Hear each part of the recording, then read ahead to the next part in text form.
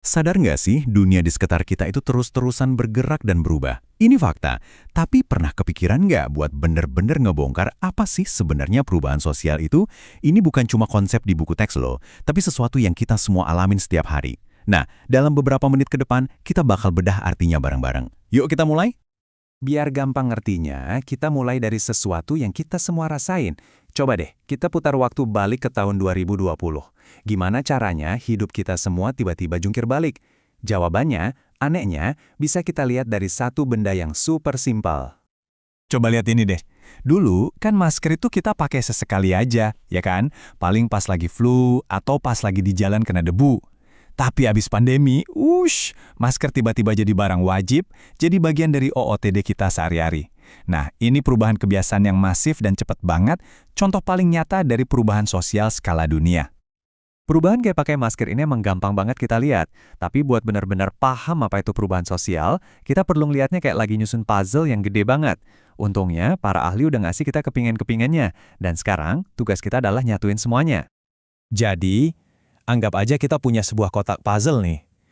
Di dalamnya, ada 3 kepingan utama dari 3 pemikir hebat yang bakal kita bongkar satu persatu. Udah siap buat kepingan yang pertama? Oke, kepingan pertama kita datang dari sosiolog kebangga Indonesia, Selo Sumarjan. Fokus utama beliau itu ada di sesuatu yang disebut institusi sosial. Maksudnya apa tuh? Yuk kita lihat.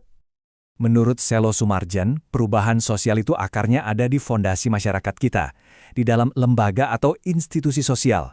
Kalau institusinya berubah, otomatis nilai, sikap, dan cara kita bertingkah laku sehari-hari juga pasti ngikutin. Nah pertanyaannya, apa sih sebenarnya institusi sosial itu? Gampangnya gini, institusi sosial itu semacam aturan main yang udah disepakati bersama buat ngatur hidup kita. Coba pikirin deh, keluarga, sistem pendidikan, agama, bahkan hukum. Semua itu pilar-pilar yang ngebangun masyarakat kita. Kalau salah satu pilarnya goyang, yang lain pasti ikutan kerasa guncangannya. Kita ambil contoh simpel di dunia pendidikan. Dulu, yang namanya ujian itu pasti identik sama kertas LJK dan pensil 2B. Sekarang, banyak sekolah udah pindah ke tablet. Ini bukan cuma ganti alat loh, perilaku siswanya berubah. Nggak ada lagi tuh kertas lecek atau kotor. Terus, tugas guru juga berubah. Waktu berjam-jam buat ngoreksi manual bisa langsung hilang. Itulah contoh perubahan di dalam institusi pendidikan. Oke, kepingan pertama dari Selo Sumarjan udah dapat. Dia nunjukin kalau perubahan itu terjadi di dalam institusi. Sekarang, kepingan kedua dari Kingsley Davis bakal ngajak kita ngelihat lebih dalam lagi ke kerangka dan mesin yang ngejalanin institusi itu, yaitu struktur dan fungsinya. Buat Davis, simple aja. Inti dari perubahan sosial itu, ya kalau ada pergeseran di struktur dan fungsi sebuah masyarakat. Dua kata kunci penting di sini, struktur dan fungsi. Apa bedanya? Gini cara ngebayanginnya, struktur itu kayak kerangka bangunan masyarakat. Ada norma, ada kelompok-kelompok, ada lapisan-lapisan sosial di dalamnya. Nah, kalau fungsi itu tugas atau peran dari tiap bagian di dalam kerangka itu. Jadi logis kan, kalau kerangkanya berubah, ya tugas dari tiap bagian di dalamnya juga pasti ikut berubah. Contoh klasiknya itu pas pergeseran dari masyarakat tradisional ke masyarakat industri. Coba bayangin, di masyarakat tradisional, strukturnya cenderung seragam. Kebanyakan orang kerjaannya sama, aturannya mirip-mirip, fungsinya juga simple.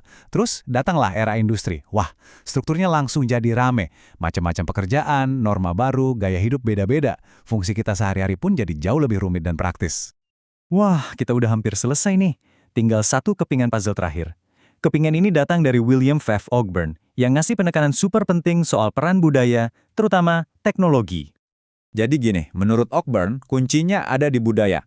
Tapi dia ngebagi budaya jadi 2. Poin utamanya adalah, perubahan pada benda-benda fisik di sekitar kita, yang dia sebut budaya material, itu sering banget maksa cara kita berpikir atau budaya imaterial buat ikut berubah.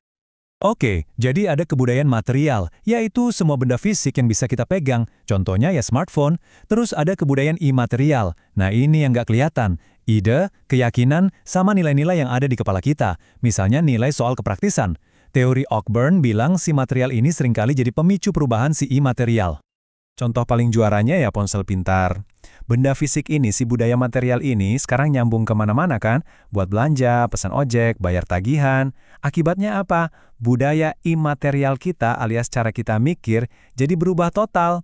Kita jadi terbiasa sama yang praktis, maunya semua serba cepat dan gampang. Satu benda bisa mengubah cara kita memandang dunia. Oke, akhirnya ketiga kepingan puzzle kita udah terkumpul semua, dari Selo Sumarjan, Kingsley Davis, dan William F. Alkburn.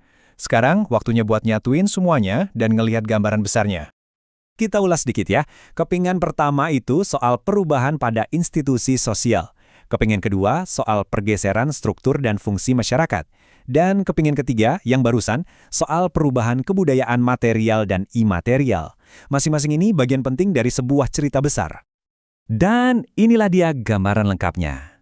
Pas ketiga kepingan itu kita gabungin, kita jadi sadar kalau perubahan sosial itu bukan cuma satu hal, tapi sebuah transformasi yang terjadi pada institusi kita, pada struktur dan fungsi masyarakat, sekaligus pada budaya, baik itu benda yang kita pakai maupun cara kita berpikir. Semuanya saling nyambung dan kompleks. Nah, sebagai penutup, coba deh kalian pikirin ini. Kalau ada sebuah teknologi baru, sebuah benda fisik yang akhirnya mengubah pola pikir kita jadi lebih praktis, kira-kira teori dari ahli mana yang paling pas buat ngejelasin fenomena ini? Jawaban kalian bakal ngebuktiin kalau semua teori ini bukan cuma buat dihafal, tapi benar-benar jadi kacamata buat ngelihat dunia kita yang nggak pernah berhenti bergerak. Makasih banyak ya udah nyimak.